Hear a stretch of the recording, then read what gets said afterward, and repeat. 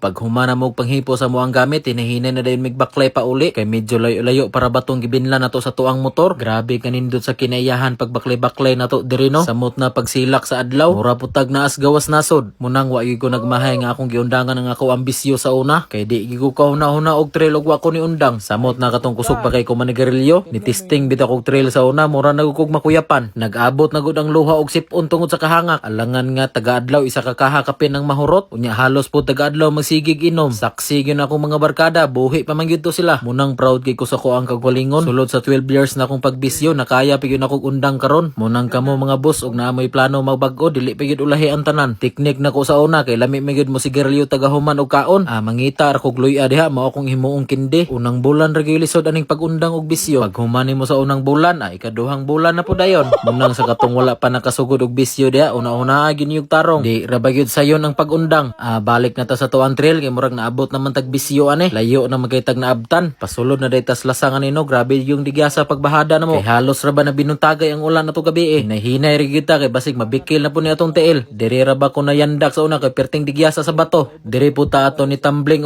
naibot gong manubila. Nganong mohol shot nga pwede ra man ta birahon. So, panas nga bato. Pinahinay kay digyas.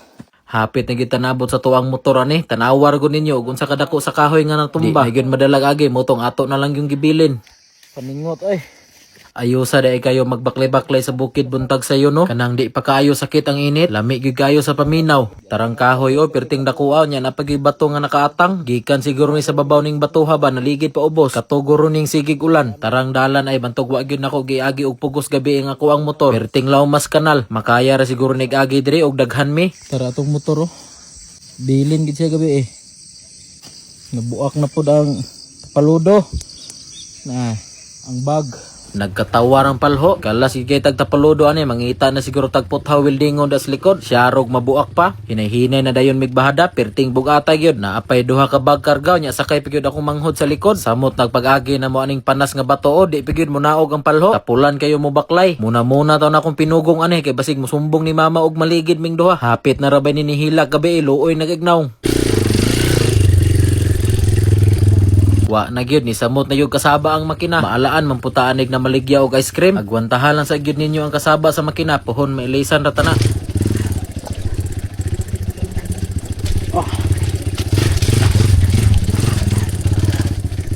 Buang na ibot akong handbrake.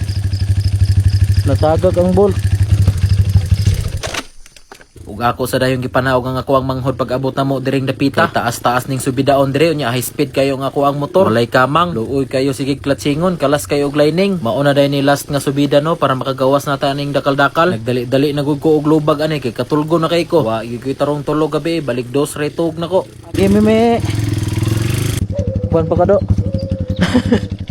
Ta abot na kita ning dakong dalan, nakagawas na kita sa dakal-dakal. Lami kayo sa paminaw pagpauli na namo ani. Naa na po tay bagong experience sa tuang kinabuhi. Kay pohon matiguwang ta, daghan kita gika-istoryang burit sa tuang apo. Munang bana sa taglikay sa tuang asawa karon. Samot nagbuntag na makauli amo na nindot nga likay. Pag abot dayon nato sa unahan, hangyo nga ako ang manghod nga siya sa day drive. Ako sa dayong gipapuli kay luoy kayo. Maura ba ni iyang giuban kay ako siyang giignan gahapon nga papulihon ako siyang drive sa dakal-dakal. Unya kay nagdali man ko, awa gyud siya kapuli dito. Ug salamat sa inyo ang pagtan-aw. Nakalikay na buta sa tong asawa. Sunod trail na pod.